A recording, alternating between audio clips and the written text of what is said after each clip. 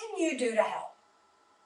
First of all, we want you to avoid telling them that they're wrong for the way they're thinking or feeling. If someone shares information like that with you, we want to listen. If you tell someone that they're wrong, do you think that they're going to keep on talking to you and being open and honest with you? Probably not. So we don't tell them they're wrong. We want to keep on listening to their story. We want to find out just how far along that path they are between their thoughts and their actions. And avoid trying to be their counselor. You don't have to be anybody's counselor. High schools and middle schools and in our communities, we have counselors that are trained to deal with people who are struggling with these issues. You and I, we're not trained, so we're going to talk to a trusted adult, share that information. I can be a good listening friend, but I don't have to try to be my friend's counselor. And never promise to keep this secret, never. I know that I could say to my best friend, your life is more important to me than our friendship. And I might have a friend that's a little bit upset with me for sharing a secret, but I would rather have a friend that's upset with me for a minute than a friend who isn't here anymore. So I'm not keeping that secret. And we take every suicide situation seriously, everyone. I have a student in one of my classes, she was with me for Spanish 1 and Spanish 2. And then even after she wasn't in my classes anymore, she became a friend. She would come visit me at lunch and after school. And she shared a lot of things with me over her high school career. She didn't live with her parents. She lived with an aunt. She didn't get along at home.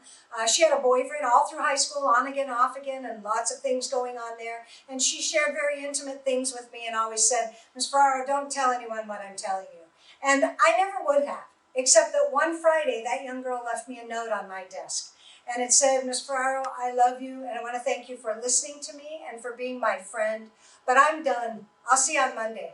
And I knew what she meant when she said, I'll see you on Monday. So I went to the office and I got the address of where she was staying with her aunt, and I got in my car and I drove over there. And she was there, and so was her aunt, and I told her aunt everything. And her aunt had no idea of the struggles that this young girl was going through. And she took her to get help, and she got help. She went on and went to college, she got a career, she got married, had kids, and a bit ago I did a presentation, it was on Facebook, and she messaged me. And she said, Ms. Ferraro, you saved me once. And then she shared with me what her plan had been for herself that weekend. And she had her suicide plan in place, except that I wrecked it, because I took that very seriously. And so we take every suicide situation seriously. And then ask these questions. We're going to ask some really hard questions. The first one, are you thinking about suicide?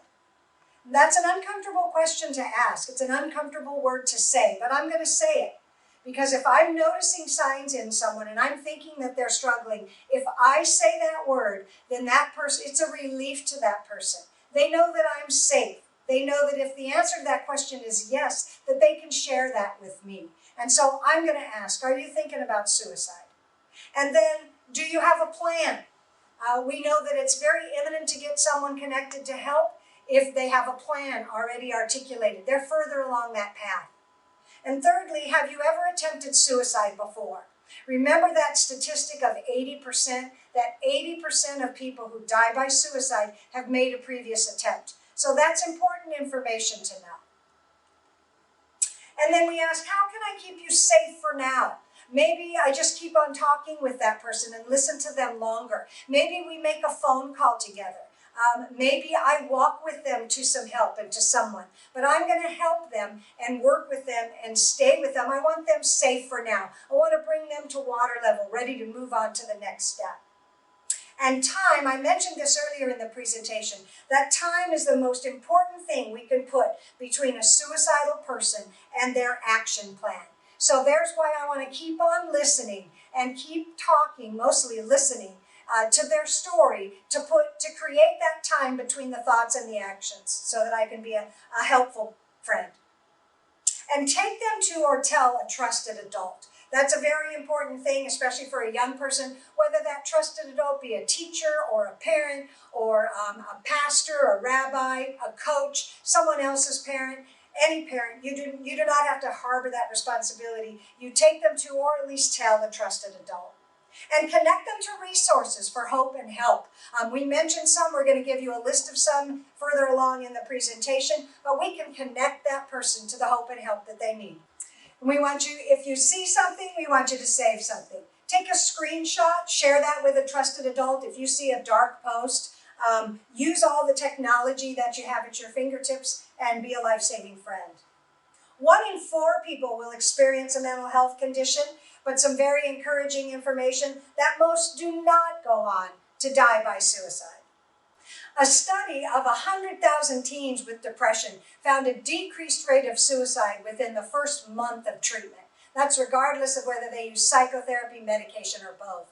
And we give you this picture to kind of help you get your head around how big that number is. That was a huge study. This is a picture of the Rose Bowl where the UCLA Bruins play. Holds about 95,000 people. So that's a lot of teens that were studied.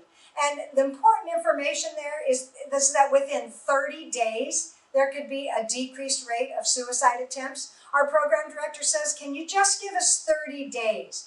And most likely we can connect you to the help that you need. Most likely we can help you to begin to feel better and to move that needle away from hopelessness and despair. Now, some people struggling with depression do just need psychotherapy or talk therapy, counseling. Sometimes there are medications that are required for people to get better. But 80 to 90% of adolescents that seek treatment for depression are treated successfully using those 2 methods. Self-care strengthens mental health. And that, coupled along with other support services, can really reduce suicide risk. And there are many different ways to take care of yourself. We've kind of divided it into 3 arenas here. In the physical arena, there are lots of different activities that you can participate in. Exercise, if you sleep enough, breathing, you can do yoga. I'm sure if you made a list, you could add a whole bunch of things to that. Emotional ways to take care of yourself. You can pray or meditate, journal, make a feel-good playlist. Music can be extremely beneficial in this area. Be kind to yourself and others, set a new goal. And then social things that you can do. You can call or text a friend, limit screen time, avoid negative social media, reach out for help if you need it. All of these different ways to manage your own self-care. Needing mental health support doesn't make you weak. It takes strength to open up to someone. Very important for you to know because it takes a lot of courage and it's a brave thing to be able to step forward to someone and share that you are struggling, that you need some mental health support. There's a crisis text line we want to draw your attention to. We know that you are more likely to text a message than you are to make a phone call. And so 741-741 is a crisis text line. And if you text hello to that number, really any word, hello, help, talk, speak, then you can be in contact right away with a trained crisis counselor. And I did that. I texted hello to 741-741. I waited about 30 seconds, and then I got a response on my phone. And it said, hi, my name is Miranda. How can I help you? And she didn't say, what's your name? How old are you? Where are you? Where are your parents? Why aren't you in school? None of those questions. I was simply instantly put in contact with a trained counselor to either get help for myself or to walk a friend through some help. There's lots of resources listed here for you on the screen where you can go to for help. With Hope is one of those resources for you. And if you want to get involved, there are many different ways you can get involved. And With Hope, you can check us out on Facebook and on our website. We do like to have volunteers. Our high school campuses, and many of them have With Hope clubs. There are community outreach events and ways to earn community service hours if you're interested in that. I'm so glad to have been able to share this life-saving information with you. I want to thank you for your time and for your attention. And if you don't remember anything else from this presentation, remember to never promise to keep this secret.